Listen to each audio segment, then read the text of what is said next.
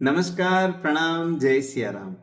मानस पीयूष के माध्यम से श्री रामचरित मानस का अध्ययन करने, उसे समझने की इस श्रृंखला में आपका पुनः स्वागत है। तो अब हम पढ़ेंगे प्रथम सोपान बालकांड का तीसरा श्लोक, जो कि मंगलाचरण का भाग है। वंदे बोधमयं नित्यं गुरुं शंकर रूपिणं यमाश्रितो हि वक्रोपि चंद्रः सर्वत्र वंद्यते। इसका अर्थ है, मैं शंकर रूपी ज्ञान स्वरूप नित्य श्री गुरुदेव जी की वंदना करता हूं। वंदे बोधमयम नित्यम गुरुम शंकर रूपिणम। जिनके आश्रित होने से निश्चय ही टेढ़ा भी चंद्रमा सर्वत्र वंदित होता है। यमाश्रितो ही वक्रोपि टेढ़ा चंद्र सर्वत्र वंद्यते। तो टेढ़ा चंद्रमा, जो दूज का चांद है ना, द्वितीया का चांद जो शिव जी के माथे पर है, वो टेढ़ा चांद होकर भी शिव जी के शरण में है, उनके माथे पर है, इसलिए पूजित है, सभी जगह पूजा जाता है। इस श्लोक में जब श्री गुरुदेव की वंदना करने लगते हैं तो उनकी समता के लिए भगवान शंकर का ही ध्यान आता है। शंकर जी को गोस्वामी तुलसीदास जी ने अपना गुरु भी कई स्थानों पर कहा है। तो यहाँ पे शंकर जी का पहले दूसरे श्लोक में उन्होंने विश्वास रूप मूर्ति बताया और विश्वास का आशीर्वाद मांगा। यहां पर उनको गुरु रूप में उनकी पूजा कर रहे हैं, उनका वंदन अभिनंदन कर रहे हैं, उनसे प्रार्थना कर रहे हैं। तो बोधमयम नित्यम गुरुम, गुरु वह है जो शिष्य के मोह रूपी अंधकार को दूर करे, जो उसको बोध कराए, जो उसको ज्ञान दे या ज्ञान तक पहुंचने का मार्ग बताए। तो गुरु ज्ञान के देने वाले हैं, गुरु ज्ञान देता है। बिन गुरु होय कि ज्ञान, महामोहतम पुंज जासु बचन रवि कर निकर। शास्त्रों में गुरु को सच्चिदानंद रूप ही कहा गया है, यानी साक्षात ईश्वर। गुरु का ध्यान जो वर्णन किया गया है उसमें उनको ज्ञान मूर्ति और नित्य कहा गया है। नित्य का अर्थ है जो सदैव एक समान बना रहे, वो नित्य, कंसिस्टेंट, ना ऊपर ना नीचे, ना उसमें कोई कमी ना वृद्धि, वो एक समान सदैव बिल्कुल एक जैसा। यथा ब्रह्मानंदम परम सुखदम केवलम ज्ञान मूर्तिम द्वंद्वातीतम गगन सदृशम तत्वमस्यादि लक्ष्यम एकम नित्यम विमलमचलम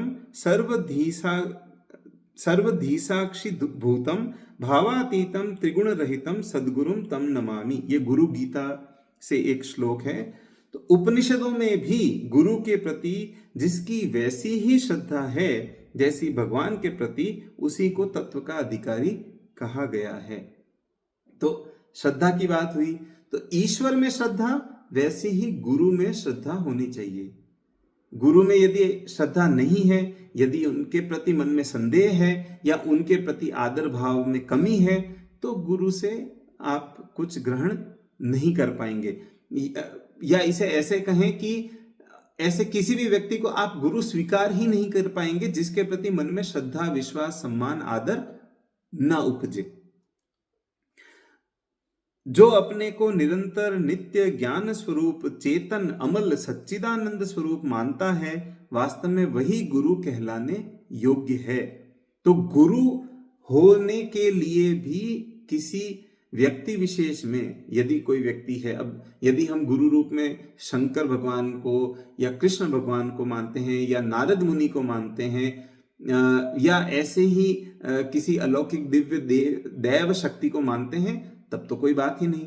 लेकिन यदि किसी मनुष्य को मानते हैं तो फिर उनके अंदर ये दिव्यता होनी चाहिए, और ये दिव्यता अर्जित करने के लिए किसी व्यक्ति को बहुत बहुत बहुत महान होना होता है। जैसे आदि शंकराचार्य जी हैं, बहुत कम आयु में उन्होंने वो दिव्यता अर्जित कर ली थी, इसलिए उनकी आयु से बहुत बड़ी आयु के लोग, उनसे तिगनी चौगनी आयु के लोग भी उन्हें गुरु मानकर प्रणाम करते थे, उनके प्रति श्रद्धा आदर अभिव्यक्त करते थे। तो क्योंकि उनके अंदर वो सच्चिदानंद स्वरूप गुण आ गए। इसी से ज्ञान प्राप्ति के लिए श्रोत्रिय ब्रह्मनिष्ठ गुरु के पास जाने का उपदेश किया गया है। तो एक प्रश्न आता है कि गुरु जी तो मनुष्य हैं, वो तो एक मनुष्य की अपनी सीमाएं हैं, ये इस देह की एक क्षमता है। तो गुरु जी तो मनुष्य हैं, उनका 5 भौतिक शरीर नश्वर है, तब वो नित्य कैसे हो जाएंगे, है ना? उन्हें भी जरा होगी, व्याधि होगी, बुढ़ापा आएगा, एक दिन वो ईश्वर को प्रिय हो जाएंगे, उनका देहावसान भी होगा, सब कुछ होगा। तो कैसे? तो श्री गुरु महाराज और ईश्वर में अभेद मानकर यथा भक्ति भक्त भगवंत गुरु चतुर नाम बपु एक, ये भक्तमाल श्री नाभा स्वामी जी ने लिखा है कि भगवान नित्य हैं, अतः गुरु महाराज भी नित्य हैं। ऐसा मानते हुए जब आप गुरु को ईश्वर के प्रतिनिधि के रूप में देखते हैं तो वो एक ब्रिज बन जाते हैं ईश्वर तक पहुंचने के। तो आपको ईश्वर की जो सारी आभा है, ईश्वर का जो सारा प्रभाव है, ईश्वर की जो सारी नित्यता है, जो दिव्यता है, वो गुरु के माध्यम से आपको दिखने लगती है, अनुभव होने लगती है, मिलने लगती है। इसलिए गुरु और ईश्वर एक बता दिए गए हैं। गुरु को शंकर रूपिणम कहा है और शंकर जी नित्य हैं, अविनाशी हैं। नाम प्रसाद शंभु अविनाशी, अतएव इस संबंध से गुरु को भी नित्य कहा गया है। अब आते हैं हम वक्रोपि चंद्र पर। वक्रोपि चंद्र, यहां वक्र चंद्रमा से शुक्ल पक्ष की द्वितीया का चंद्र अभिप्रेरित है। टेढ़े से सब डरते हैं, ऐसा कहा जाता है कि टेढ़ा जो होता है उससे सब डरते हैं, है ना? कृष्ण भगवान के लिए भी ये बहुत प्रयोग होता है कि कृष्ण भगवान टेढ़े हैं, राम जी सीधे हैं। तो कृष्ण भगवान जो टेढ़ा होता है, टेढ़ा यानी भौतिक रूप से या शारीरिक रूप से नहीं, बुद्धि से, मस्तिष्क से, है ना? तो जो टेढ़ा होता है, जिसको चाल चलनी आती है, जिसको मूर्ख बनाना आता है, जिसको प्रभावित करना आता है, जिसको युक्तियां निकालनी आती हैं, उससे सब डरते हैं कि ये ना जाने कब क्या कर दे। जैसे आचार्य चाणक्य को कौटिल्य क्यों कहा गया कि कुटिल, उनके अंदर वो कुटिलता है, वो टेढ़े हैं, वो कब कौन सा उपाय किस बात के लिए निकालेंगे ये अन्य लोगों के लिए सोच पाना, जान पाना संभव नहीं है। तो इसलिए उनको कौटिल्य कहा और ऐसा बताया कि उस व्यक्ति की थाह पाना संभव नहीं है, वो कब क्या सोच रहे हैं, क्या योजना बना रहे हैं, आप जान नहीं सकते। इसलिए उनसे सब डरते हैं क्योंकि वो बहुत टेढ़े हैं। तो यहाँ पर जो चांद है, जो शुक्ल का टेढ़ा, शुक्ल द्वितीया का टेढ़ा चांद है, उसके लिए कहा है कि टेढ़े से सब डरते हैं। तो राहु भी टेढ़े चंद्रमा को ग्रसता नहीं है। वो किसको ग्रसता है? पूर्णिमा के सीधे पूरे चांद को, वो टेढ़े चांद को नहीं ग्रसता है। तो ये एक मेटाफर है, एक प्रकारांतर में एक बात समझाई जा रही है। तो पर शिवजी के आश्रित होने से, उनकी शरण लेने से, शिवजी के ललाट पर धारण होने से उस टेढ़े चंद्रमा को भी सब प्रणाम करते हैं।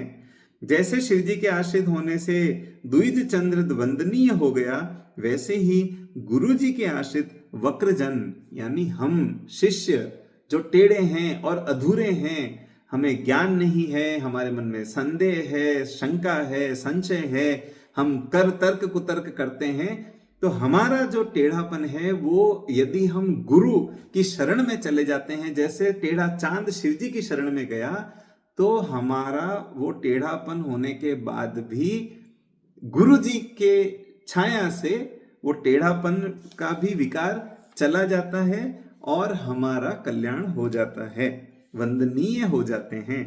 मेरी लघु व टेढ़ी बुद्धि श्री गुरु कृपा से श्री राम यश कथन करने में ऐसी समर्थ हो जाए कि सभी लोग इस ग्रंथ का आदर करें और मैं भी वंदनीय हो जाऊं, ऐसा कवि का आशय है, ऐसा वो कहना चाहते हैं, ऐसा वो मांगना चाहते हैं। तो देखिए, टेढ़े चांद से शिष्य की तुलना और गुरु से शंकर जी की तुलना, और फिर टेढ़े का उनसे संयोग होके कैसे टेढ़ा वंदनीय हो जाता है, ये इसमें पूरा समझाया है। तो ऊपर मंगलाचरण के श्लोक 1 व 2 में जो हमने पहले पढ़े, और पुनः आगे श्लोक 4 में दो दो की वंदना की गई है, दो दो लोगों की। पहले में वाणी और विनायक की, सरस्वती माता और गणेश जी, फिर श्रद्धा और विश्वास यानी पार्वती माता और शंकर जी, फिर आगे आएगा कपीश्वर कवीश्वर, कवीश्वर हो गए वाल्मीकि जी और कपीश्वर हो गए हनुमान जी, वो आगे आएगा। तो ये दो दो की वंदना एक साथ एक एक श्लोक में की गई है, परंतु यहां इस श्लोक में केवल एक गुरु जी की वंदना की गई है, अकेले की। ऐसा करके गुरुदेव का अद्वितीय होना सूचित किया है कि गुरु जी का महात्म्य, गुरु जी की वंदना के लिए एक पूरा श्लोक लिखना पड़ा, बाकी दो दो जन का एक एक श्लोक में अभिवादन हो गया कि परब्रह्म के तुल्य हैं और इनके समान कोई दूसरा नहीं है। वाणी विनायक, श्रद्धा विश्वास रूपी भवानी शंकर, इन चार की वंदना प्रथम की, अंत में कवीश्वर कपीश्वर और श्री सीताराम जी, इन चार की वंदना की, बीच में गुरु जी की वंदना की। तो अब इसमें भी एक रूपक है कि इसमें यह भाव है कि गुरु जी रत्न स्वरूप हैं, जो डिब्बे में या अंगूठी में बीच में रत्न रखा जाता है, उस प्रकार। तो ऐसा करके उनकी प्रधानता, उनकी प्रमुखता, उनकी गुरुता का दर्शन कराया है। यंत्र राज के पूजन में प्रधान देवता बीच में पधारे जाते ही हैं। गुरु का पद, गुरु का महत्व ईश्वर से भी बड़ा बताया गया है। तुम ते अधिक गुरहि जिय जानी, सकल भाव से वही सन्मानी, राखई गुरु जो कोप विधाता, गुरु विरोध नहीं को जगत त्राता। कि यदि गुरु से विरोध हो गया तो ईश्वर भी आपकी रक्षा नहीं करेंगे। ये गुरु की महत्ता, और इस श्लोक में इस प्रकार से गुरु का वंदन किया गया है। तो आपको क्या करना है? सुनना है, देखना है और उसको गुणना है, उसके बारे में विचार करना है और अध्ययन करना है। अच्छा लगे तो औरों के साथ साझा भी करना है, जुड़े रहना है। बहुत बहुत धन्यवाद। जय सिया राम।